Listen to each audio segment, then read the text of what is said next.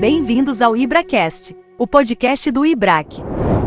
Bem-vindos e bem-vindas. Esse vai ser um videocast especial do IBRAcast, o podcast do IBRAC, em que faremos o lançamento digital do livro Fusões Verticais e Conglomerais sob a lente Antitrust, uma obra coordenada pelo IBRAC, publicada pela editora Singular no final do ano passado, e uma publicação que foi prefaciada pela Santíssima Trindade do Antitrust brasileiro, o presidente do CAD, o superintendente-geral do CAD e o presidente do IBRAC.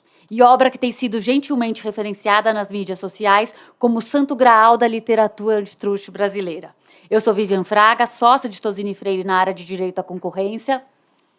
Eu sou Adriana Pérez, consultora sênior da Tendências Consultoria, e juntas tivemos a honra de organizar essa obra, que conta com o apoio do Comitê de Economia do IBRAC e, sobretudo, conta com a competência e engajamento dos autores que contribuíram com artigos, mais de 60 autores.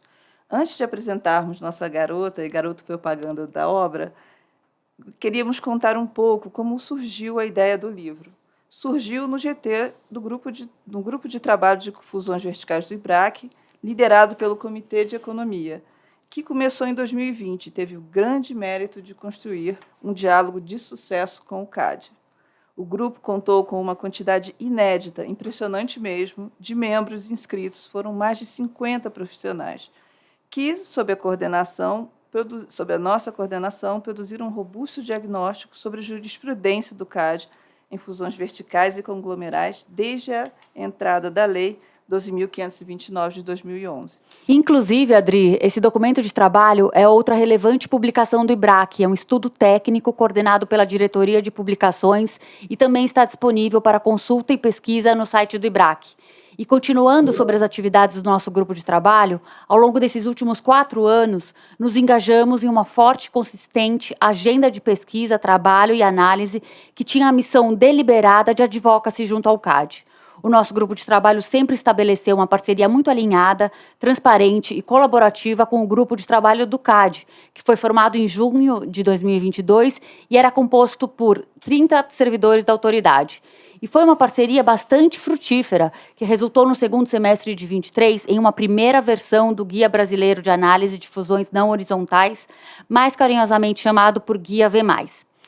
E quando percebemos o quanto o tema era relevante na agenda da advocacia da concorrência, tendo merecido a atenção e a dedicação do próprio CAD e de tanta gente boa e comprometida que se juntou a nós no GT, fizemos uma chamada de artigos e recebemos também um número recorde de inscritos.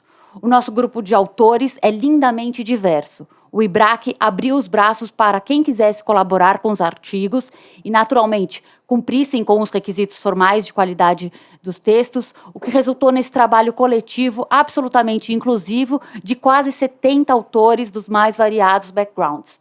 Então, a primeira página do livro é, assim, um justo tributo aos autores e a essa diversidade. Fizemos um mosaico de fotos dos autores, que tem os rostos da comunidade, que passa agora a conhecer melhor alguns talentos, tem umas carinhas menos carimbadas, que também precisam de espaço para brilhar e se destacarem, e há também os arrozes de festa, que dão o peso da senioridade em técnica e o peso da proficiência na área. Bom, e sem mais delongas, vamos aos nossos convidados. Vou começar pelas damas, não só porque estamos aqui em maioria, mas também porque a nossa convidada é uma dama na literalidade da palavra. Ela foi alçada à justa condição de dama do antitrust brasileiro pelo IBRAC no final do ano passado. Estamos falando da professora doutora e para sempre presidente do CAD, Elizabeth Farina.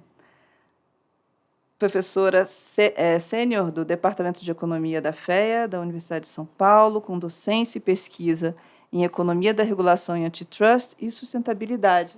Foi diretora executiva do World Resources Institute de 2020 a 2021, foi diretora-presidente da Tendências Consultoria Integrada até 2019, foi diretora-presidente da UNICA, União da Indústria de Cana-de-Açúcar, de 2012 a 2019. Elizabeth, por favor. Bom, muito obrigada. Enorme prazer de estar participando dessa abertura dos trabalhos de leitura, análise e discussão de um livro tão importante. Acho que dama assim, do antitrust fica um pouco pesado, né? Eu prefiro dizer que eu sou uma figurinha carimbada, porque comecei lá atrás,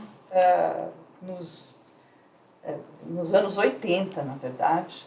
Então, eu vi todos esses autores, não todos, mas uma grande parte desses autores se desenvolver e criar raízes e criar relações com a academia, com os escritórios de advocacia e com todos os seus participantes, né? Então a gente tem, eu tenho a honra de participar desse bate-bola aqui de um livro tão importante quanto esse, Fusões Verticais, sob a lente antitrust. Mas, antes de tudo, a gente tem que reconhecer que esse é um tema dos mais complexos em termos de doutrina na área antitrust. E por que é dos mais complexos? Porque é muito diferente você definir um roteiro, um passo a passo para cartel ou para ações unilaterais, com um abuso de posição dominante. Então, você tem mais material aí para você convencer que você está tratando, de fato, de uma questão antitrust, e não o interesse da empresa, coisas dessa natureza. Mas o que eu queria chamar a atenção de vocês é o seguinte, é que a integração vertical começa a ser discutida nos anos 50, 60, né? E onde, naquele tradicional padrão, estrutura, conduta, desempenho, todo mundo falava estrutura, conduta, desempenho. E só isso já era um passo a passo. Mas as relações verticais, as fusões verticais, elas não eram bem vistas nesse período. Nesse período elas eram mal vistas. Mal vistas no sentido de que elas alavancavam o poder de mercado e contrariavam os interesses do processo competitivo. Então, de 50 a 60 a gente teve isso, os autores eram, como se diz em inglês, suspicious a respeito de ações verticais, de fusões verticais, ou mesmo contratos. Então, você tinha de um lado fusões, compra, aquisição de ativos, e do outro lado você tinha contratos. Ambos podiam chegar ao mesmo objetivo estratégico das empresas, mas tem consequências diferentes. Tem consequências diferentes em termos de poder de mercado. Aí, dos anos 50 a 60, então, a gente teve aí 50 a 60, que suspicious em relação a fusões verticais, e depois 60 a 70, com a entrada da Escola de Chicago, que vinha dizendo, olha, para com essa suspeita em relação a essa estratégia das empresas, porque, na verdade, integração vertical ou contratos verticais, eles chegam na eficiência. Então, que é a cara, né, do Chicago School. E daí, 70, 80, entram as teorias da firma, dizendo, olha, o tamanho da firma, a fronteira da firma, se define por custos de transação. Né? Então, se é por custo de transação, e se eu minimizo os custos de transação, isso significa que eu estou, mais uma vez, falando de eficiência. Agora, não só uma eficiência de participação de mercado, mas principalmente por conta, inclusive, de facilitação de coalizão, entrando mais na diversidade de estratégias que se tem, né, nessa discussão. Então, os custos de transação ganham aí um foco no final dos anos 90, 2000, com Prêmio Nobel, Ronald Coase, com um artigo de 37, né, quando ele tinha 20 anos. Então, é importante a gente lembrar o que está acontecendo no mundo no período que isso se torna uma discussão de eficiência de custo de transação, de fronteira, né? E eu só queria trazer um último ponto, que, mais uma vez, integração vertical sai na frente para discutir sustentabilidade, que é um tema que é diferente de concorrência. Sustentabilidade é um tema diferente. E há muitas dúvidas se eu devo colocar isso dentro da cesta do antitrust e das decisões antitrust ou não. Se eu sigo um economista que chamava Timberg, eu não sei se chamava ou chama, mas eu acho que sim, acho que chama. Timberg, em que ele falava, olha, para cada problema econômico, você tem uma política pública. Você não pode ter para vários problemas, ficar tudo numa política pública só. E essa é uma grande discussão, na verdade, hoje. Inclusive nas publicações mais voltadas para os...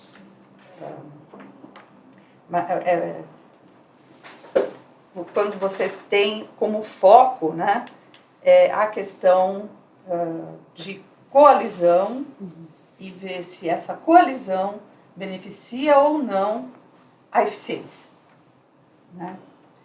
Então, eu quis trazer todos esses pontos, e já peço desculpa por ter me alongado, porque é uma história de endurance, sabe? Da teoria econômica e da teoria da organização industrial em particular. Certo? Então, eu queria trazer essa reflexão para vocês e dizer que esse livro ele tem uma variedade de estratégias sendo discutidas no âmbito da autoridade ou no âmbito que não precisa ser autoridade, né?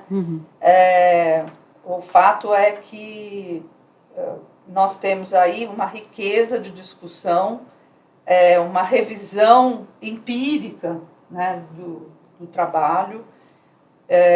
Eu gostei muito, recomendo a leitura, a leitura com calma, né? Sente-se numa boa poltrona e vamos lendo o livro, porque ele tem uma conversa muito importante entre a academia e a profissão. Então era isso. Muito obrigada mais uma vez pela oportunidade de trazer esses pensamentos para vocês. Obrigada, Beth. Obrigada, Beth. Acho que você tocou no ponto de intersecção das fusões não horizontais e da questão de sustentabilidade. E a gente tem um artigo sobre isso no livro, na 4ª sessão, que explora exatamente as fronteiras do debate em relação às fusões não horizontais. Então, são temas contemporâneos e emergentes, como plataformas digitais, sustentabilidade, foi até um artigo que eu escrevi também, e trazendo essas reflexões importantes e críticas sobre o conceito adequado da integração vertical para o enforcement concorrencial brasileiro e também um ponto importante que é a inadequação do nosso formulário de notificação para análise dessas fusões não horizontais. O anexo 1 e anexo 2, ele não é forjado para capturar os problemas que essas fusões não horizontais podem trazer. Então, a gente precisa, sim, de uma revisão importante para a gente adequar isso. Agora que a gente tem o Guia V+, né, a gente espera que seja chancelado a minuta no plenário. Acho que é interessante também a gente pensar em como adequar o anexo 1 e 2 em vista do Guia V+. E obrigada, Beth. Acho que também tem uma parte interessante da obra, a parte introdutória, que eu gosto muito, que é apresentada pelos stakeholders do CAD, que de fato contribuíram para a minuta do Guia V+, e essa introdução ela traz uma perspectiva do momento institucional do do CAD, o contexto e o processo de elaboração do guia. Eu gosto muito dessa introdução porque ela retrata os bastidores do processo de formulação pública pelo time-chave responsável.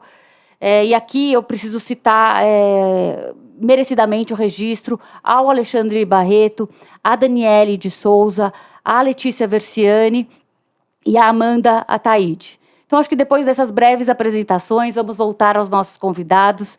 E para acompanhar a nossa dama e elevar o nível do lançamento do nosso livro, outro convidado é também um divo da nossa área, membro da mais alta nobreza do antitruste brasileiro, recém-empossado diretor-presidente do IBRAC para o mandato bienal de 24 e 25, René Medrado. Sócio de Pinheiro Neto, de advogados, de Direito Concorrencial e Comercial, doutor em Direito Internacional pela Universidade de São Paulo. Bom dia a todos, aqui é um grande prazer. Estou aqui em minoria, é verdade, mas em excelente companhia, né?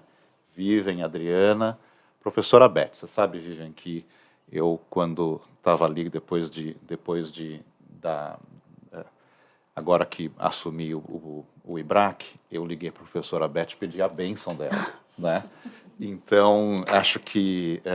e é importante nós termos justamente a professora aqui resgatando esses pontos tão relevantes, porque eles ajudam a gente a compreender essa obra fantástica, que é justamente essa obra de fusões verticais e conglomerais, né?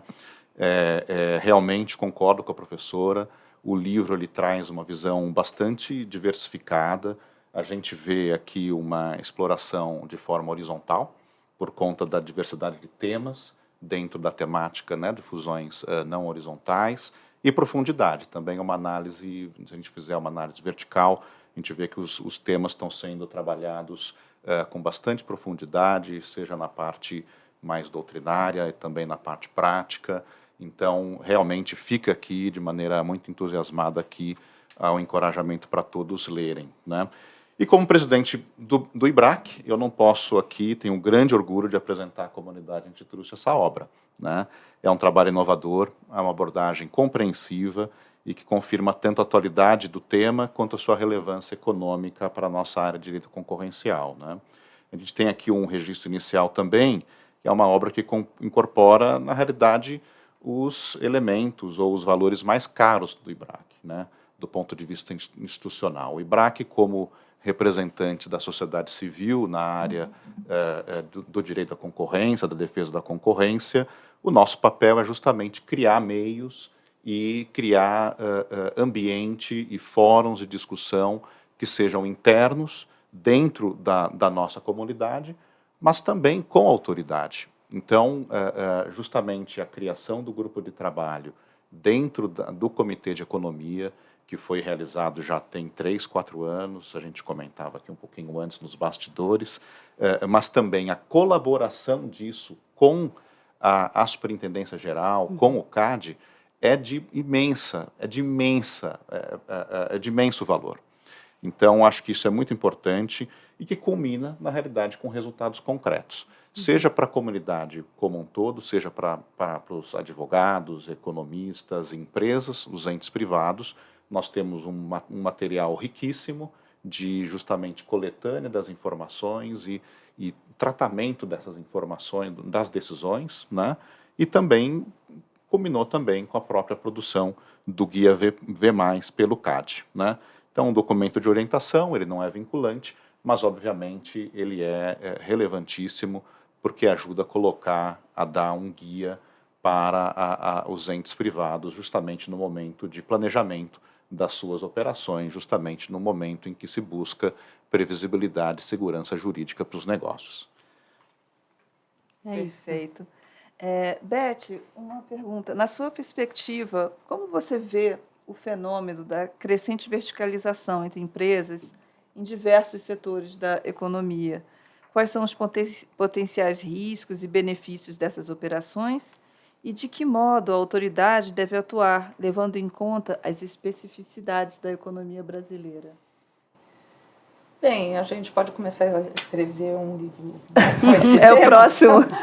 Porque realmente é uma pergunta ampla, difícil de antecipar, né?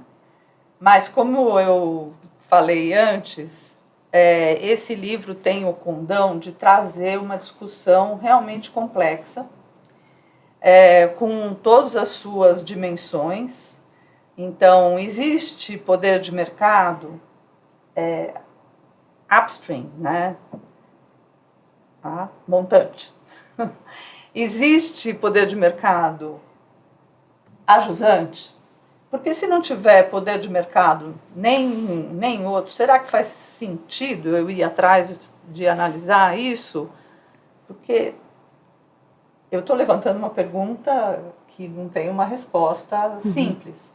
Porém, pode formar passo a passo uma orientação, né? Tem um livro que se chama o Handbook, né? Do Antitrust, do Paulo Bucci, e ele lá tem um capítulo inteiro sobre integrações verticais. E uma das coisas que ele traz são três níveis três passos principais, e um deles tem a ver com uma coisa que é bem interessante e aparece em alguns casos, né, que é a capacidade de elevação do custo dos rivais, e tornando esse rival menos competitivo e jogando um balde de água fria na dinâmica competitiva, que afinal de contas é o que a gente quer saber, se essa operação tem ou não uma questão aí de exclusão ou na discussão de barreiras à entrada, né, ou de exclusão, ou qualquer outra estratégia que gere efeitos não competitivos, né? Então, bem difícil, é uma pergunta que tem realmente várias dimensões. Essa é uma, né? Elevação dos custos dos rivais, ou então dar preferência para o seu fornecedor, vinculando via contratos. E aí é bem importante essa visão mais de contratos e não só de aquisições, né? Muitas vezes você pode disciplinar o seu fornecedor e adotar estratégias que podem ter efeitos anticompetitivos, né? Mas que não exigem que você faça uma aquisição e uma centralização dos ativos.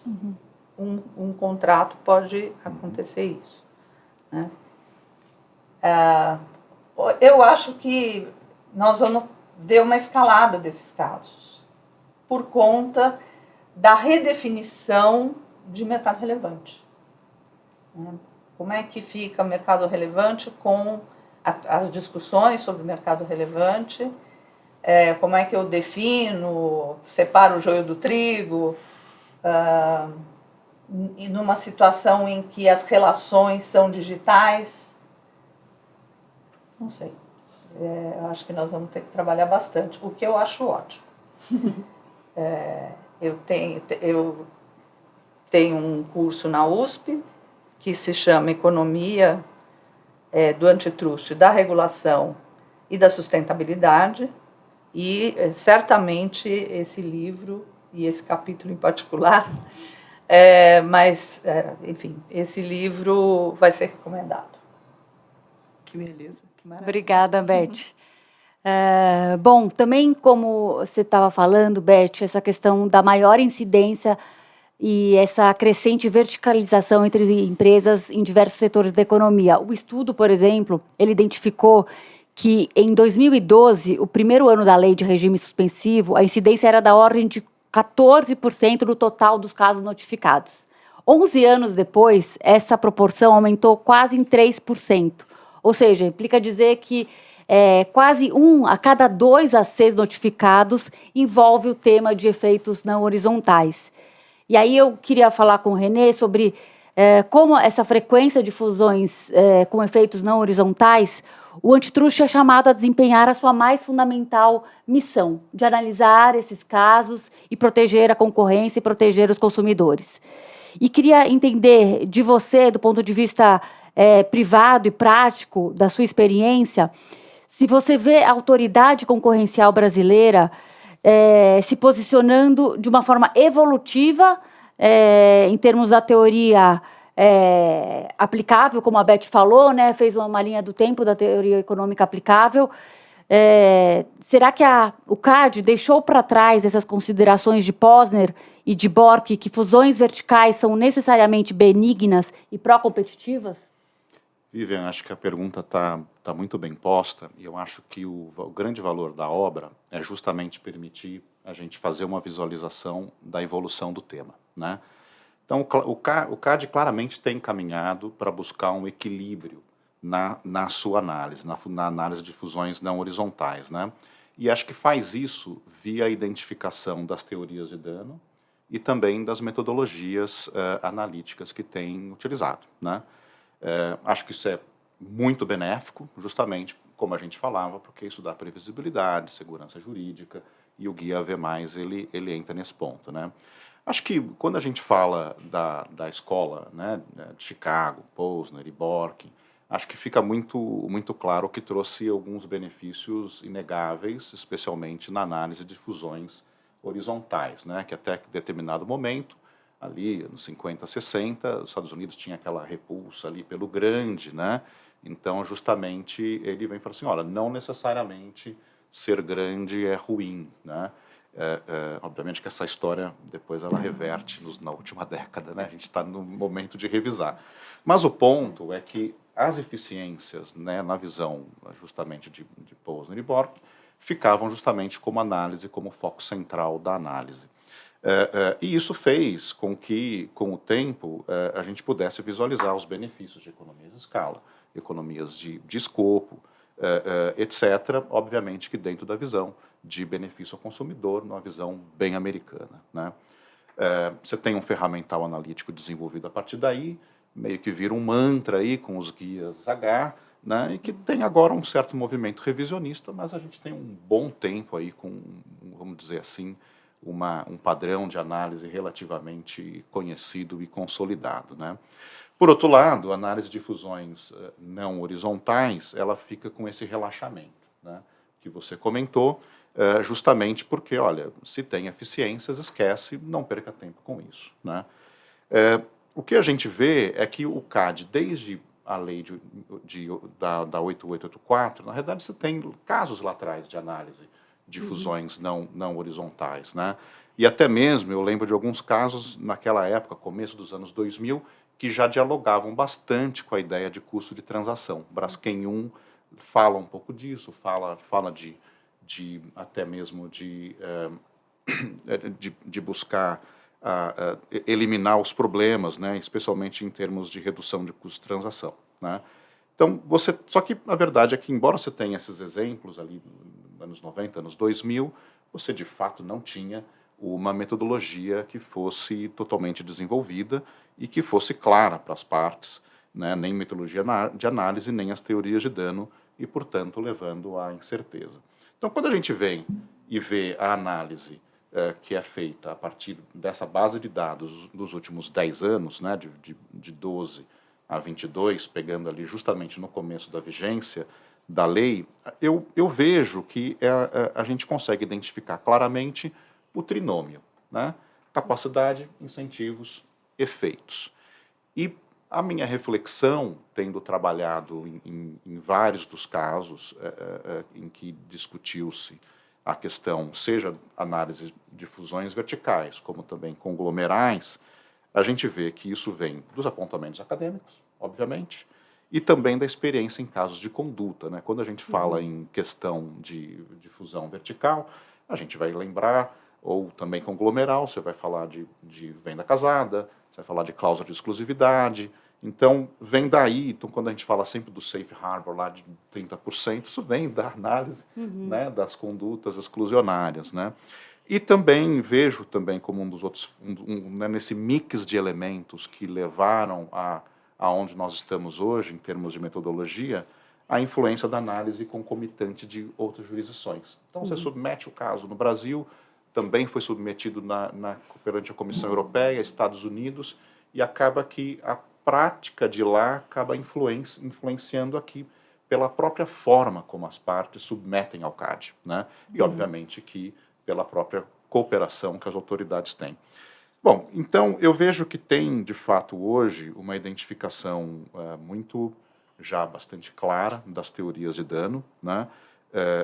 E isso, para mim, é o principal ponto de benefício que essas análises trouxeram, justamente por identificar fechamento de mercado, aumento dos custos de rivais, acesso a informações concorrencialmente sensíveis, né? E, obviamente, os riscos de efeitos coordenados. Então, para finalizar, acho que tem algumas questões que são talvez as mais que vão demandar ainda mais reflexão. Eu acho que a questão de inovação que veio com o caso de Illumina Grail é relevante. Isso, obviamente, que não foi o primeiro caso que lidou com inovação. Na segunda metade dos anos 2010, nós tivemos os casos de agricultura que entraram nisso também, Dow DuPont, Bayer Monsanto. Então, mas agora a gente vê, na realidade, inovação sendo delimitada como um mercado relevante específico. Então, isso é um ponto que certamente vai ser alvo de muita discussão. E, por fim, nas fusões conglomerais, a discussão de mercados digitais, realmente, até um dos textos que trata disso, fala que o consenso ainda não está totalmente posto. Aliás, certamente a gente tem um bom caminho pela frente. Então é isso, acho que eu vejo o trabalho, ele é um grande serviço para toda a comunidade antitrust, tanto para os entes privados, também para as autoridades, e vale novamente registro aqui, né, a iniciativa que eu vejo com muito, muito bons olhos, a iniciativa do Guia V+, que foi feito, e que foi feito de maneira muito republicana, participativa, né, obviamente com o apoio de assessoria via PNUD, e que depois também levou à consulta pública, e também a nossa participação com o grupo de trabalho do IBRAC. Perfeito, Renê. Só queria também fazer um registro em relação à minuta do Guia V+, que você trouxe, e quanto ela é aderida à jurisprudência nacional do CAD. Então, a gente vê que ela segue esse ferramental que você falou, capacidade, incentivos e efeitos. Ela mantém o safe harbor de 30%, então ela não é nenhuma surpresa, né? E você estava falando de segurança jurídica e previsibilidade, então ela também traz essa segurança para nós que precisamos dessa orientação, mas que já temos esse grande repertório de análise. Então, acho que também andou muito bem o CAD em não inovar tão abruptamente na minuta, mas, como você falou, é um guia, não é vinculante, é orientativo, mas tem espaço para ser analisada alguma outra teoria de dano que a gente ainda não enfrentou. Perfeitamente, perfeitamente. Bastante debate ainda vai seguir, né? Então, para encerrar, nós queríamos agradecer imensamente a Elizabeth, ao Renê, e aproveitar para passar algumas informações sobre a compra do livro, Fusões Verticais e Conglomerais, sobre a lente do antitrust, e os tão esperados lançamentos. O livro já está disponível nas principais plataformas digitais e também nas livrarias tradicionais do Brasil. Quem quiser uma cópia tem a opção de comprar direto com o IBRAC, só informar o interesse na aquisição, entrando em contato direto no site. E a gente aproveita também para fazer o convite físico do lançamento. Vai ser em São Paulo, no Bar Balcão, dia 4 de março, uma segunda-feira, a partir das 18 horas.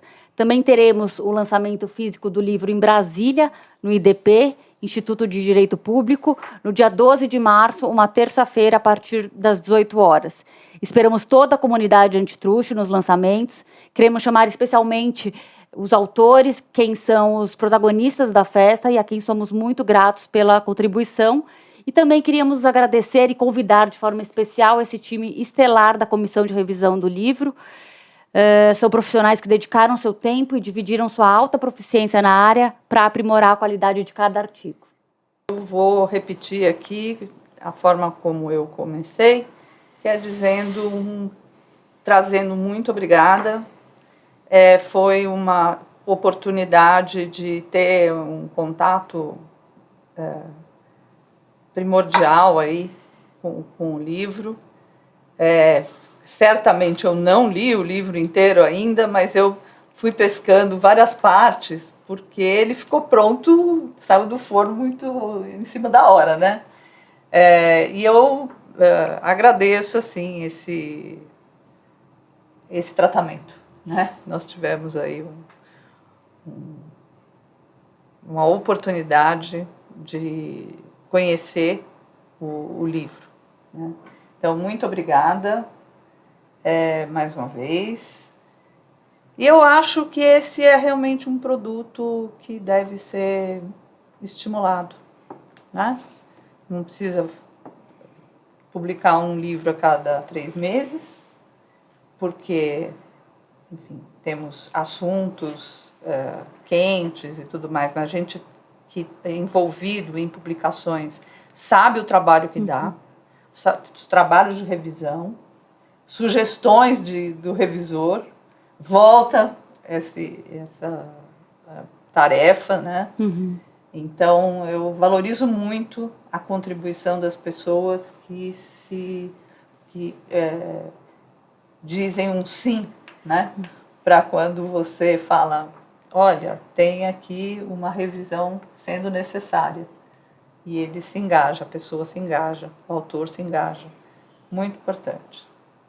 Então, parabéns para todos os autores e parabéns para os coordenadores que convenceram as pessoas com bons incentivos, que é de ter publicado num livro que tem boa companhia, né, importante, a boa companhia do livro, a atualidade da discussão e a intersecção com outras jurisdições, que é uma coisa tão importante. Então, o que faz 2 meses que foi lançado o guia francês, não, o da União Europeia,